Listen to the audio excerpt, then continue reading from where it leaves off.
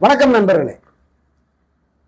விஜயுடைய கரூர் பேச்சுக்கு எழுந்துள்ள எதிர்வினைகள் உண்மையிலேயே வியக்கத்தக்கதா இருக்கு, ஆச்சரியப்பட வைக்குது.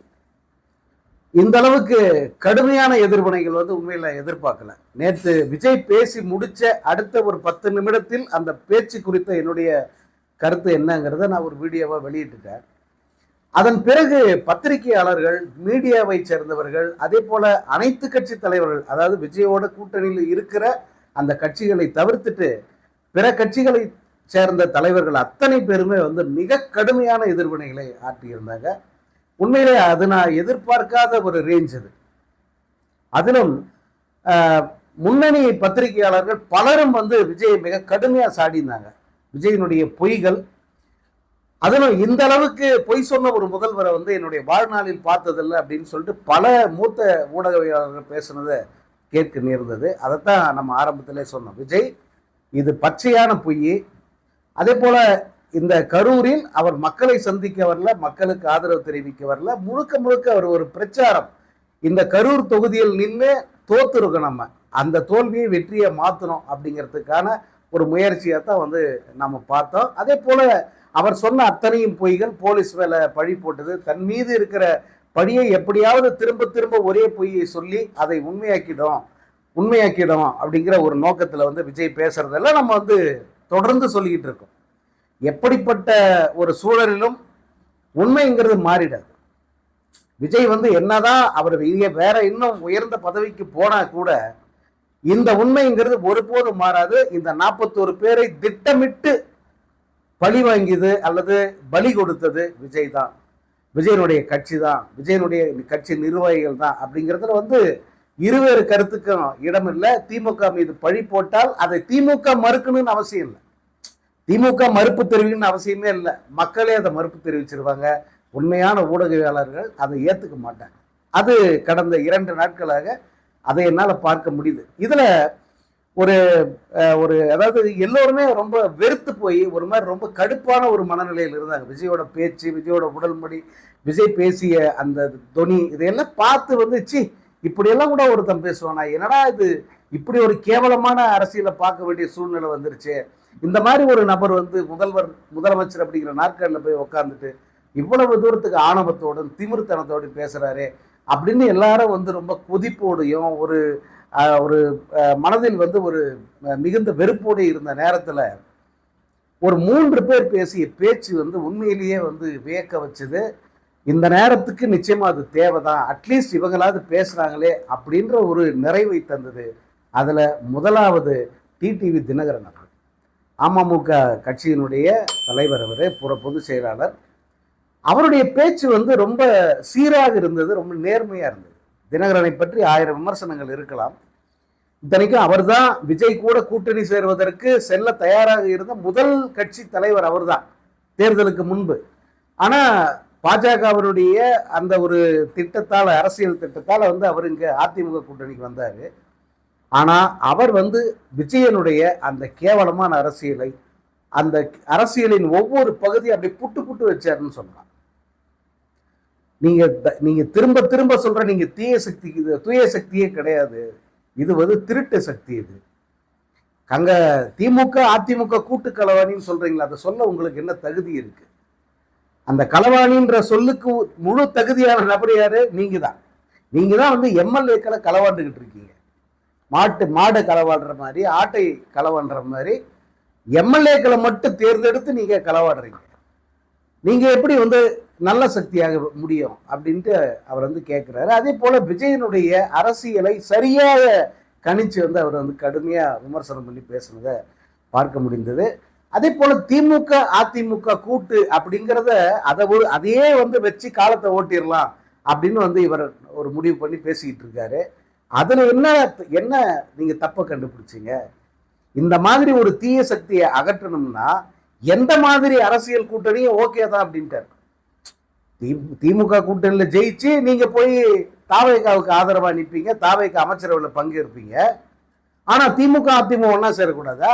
உங்களை ஒழிக்கிறதுக்கு அவங்க 2 பேரும் சேரதுல என்னடா தப்பு அப்படின்ட்டு அவரு திரும்ப கேட்டதை பார்க்க முடிஞ்சது. அதே போல திரு ஜெயக்குமார் அவர்கள், அவரும் இதே தான் சொன்னார். நீங்க ஊழலை ஒழிச்சுட்டுன்றீங்க, யாரை கூட வச்சுட்டு அதெல்லாம் சொல்றீங்க?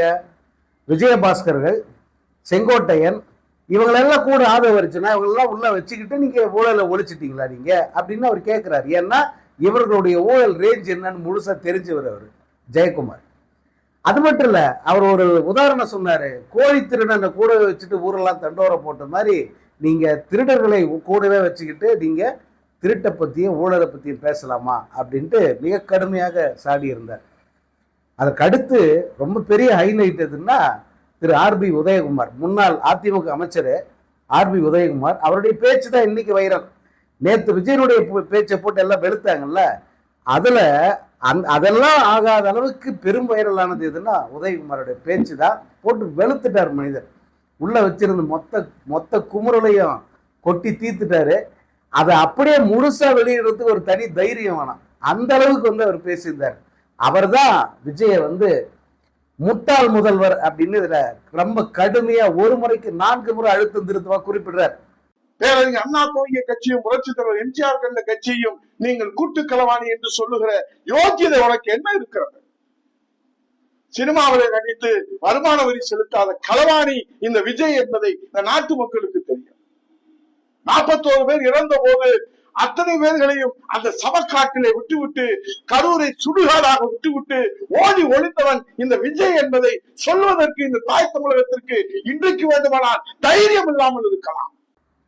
இந்த விஜயும் விஜய் கூட இருந்த சில அல்லகைகளும் தான் கடந்த சில மாதங்களுக்கு முன்பு முதலமைச்சராக இருந்த மு.க. ஸ்டாலினை பார்த்து முட்டாள் முதல்வர் சொன்னாங்க. இன்று அதே வார்த்தை அதே பதம் யாருக்கிட்ட இருந்து வருதுன்னா திமுக கிட்ட இருந்து வரல. அவங்க அதை சொல்ல மாட்டாங்க. ஆனால் அதிமுகவை சேர்ந்த முன்னாள் அமைச்சர் இன்னைக்கு அதை சொல்றார். நீங்க தான் முட்டாள் முதல்வர், முட்டாள்தனமாக பேசுறீங்க, மனசார பொய் பேசுறீங்க, கரூரை கொலைக்களமாக்கிட்டு கரூரை சுடுகாட்டாக்கிட்டு அந்த சுடுகாட்டுல மக்களை தள்ளிட்டு ஊரை விட்டு ஓடின நீங்க கரூர் சம்பவத்தை பத்தி பேசலாமா? அதுக்கு போலீஸ்காரன் பொய் சொல்றீங்களே அப்படின்னு சொல்லிட்டு மிக கடுமையா பேசியிருந்தாரு. அதிலும் திமுக அதிமுக இரண்டுக்கும் சேர்த்தே பொதுவாக அவர் பேசியிருந்தார். அவர் அதிமுகவை மட்டும் பேசல, திமுகவுக்கு சேர்த்தே பேசினார். திமுகன்றது 75 வருட பாரம்பரியம் மிக்க பேரறிஞர் அண்ணாவால் தொடங்கப்பட்ட கட்சி. அந்த கட்சியும் புரட்சி தலைவர் எம்ஜிஆரால் தொடங்கப்பட்ட அதிமுக இரண்டையும் நீங்க கூட்டு களவாணின்னு சொல்றீங்களா? அதை சொல்ல உங்களுக்கு தகுதி இருக்கா? யார் களவாணி? உண்மையில யார் களவாணி? என்ன எம்எல்ஏக்களை திருடுற நீங்க தான் களவாணி. எப்படி இந்த 2 திராவிட கட்சிகளை சொல்ல முடியும் அப்படின்ட்டு 2 கட்சிகளுக்கும் சேர்த்து ஆர்பி உதயகுமார் நாங்க பேசியிருந்தாரு. இன்னும் அவர் பேசிய மொத்த வீடியோவும் பார்த்தீங்கன்னா அதிர்ந்து போயிடுவீங்க. அந்த அளவுக்கு மிக கடுமையாக ஒருமையிலேயே பிடிச்சி வச்சு வெளுவெளுன்னு வெளுத்திருந்தார்.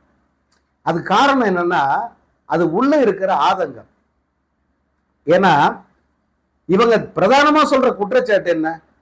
இவங்க 2 பேரும் எப்படி ஒன்னா சேரலாம்? நீங்களாம் எப்படிப்பா ஒன்னா சேர்ந்துக்கிட்டீங்க? உங்களுக்கு உங்க மக்கள் பெரும்பான்மை ஆதரவுன்னு யார் உங்களுக்கு கொடுத்துட்டாங்களா? முழு மெஜாரிட்டி தாவக்காக கொடுத்துட்டாங்களா? யாருக்குமே கொடுக்கல.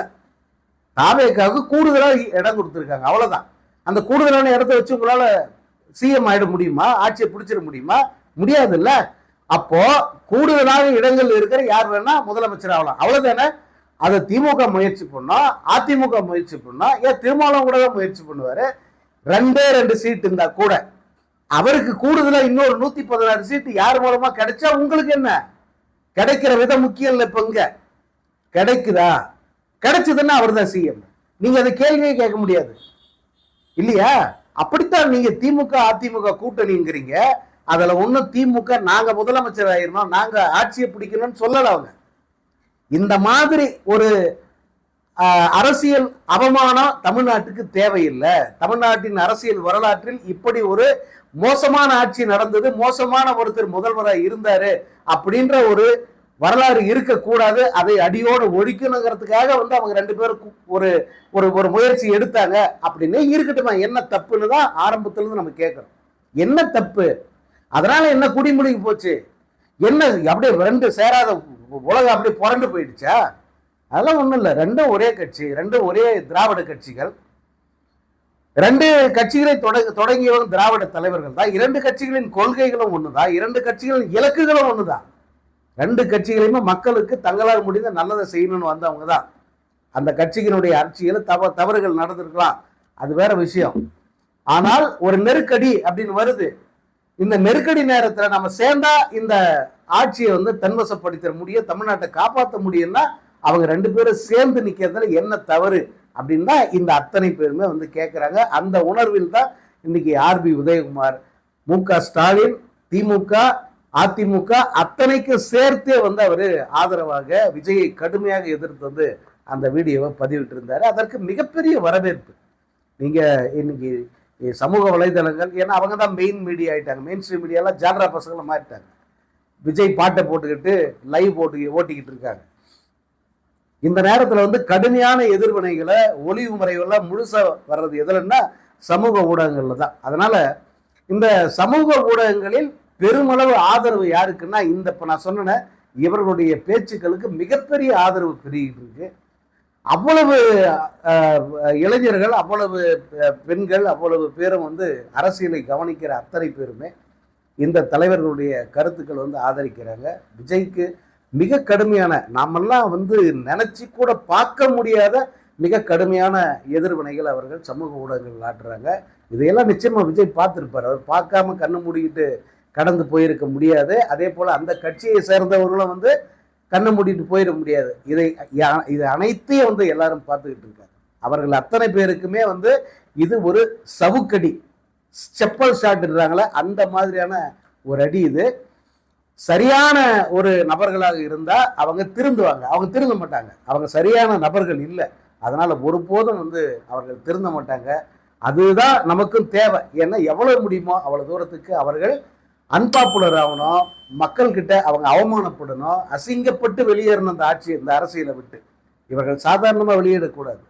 திரும்ப அரசியல் பக்கமே வந்து அவர்கள் நினைச்சு கூட பார்க்க முடியும், தலை வச்சு கூட படுக்க கூடாது. அந்த மாதிரி அவர் சொன்னார்ல கரூர்ல, என்ன திரும்ப வந்து திமுக வரவே கூடாது, அப்படி ஒரு அடி அவங்களுக்கு கொடுக்கணும் அப்படின்னு சொன்னார்ல, அது நிச்சயமா யாருக்கு கிடைக்கும்னா இதை பேசிய விஜய்க்கு நிச்சயமா அது கிடைக்கும்.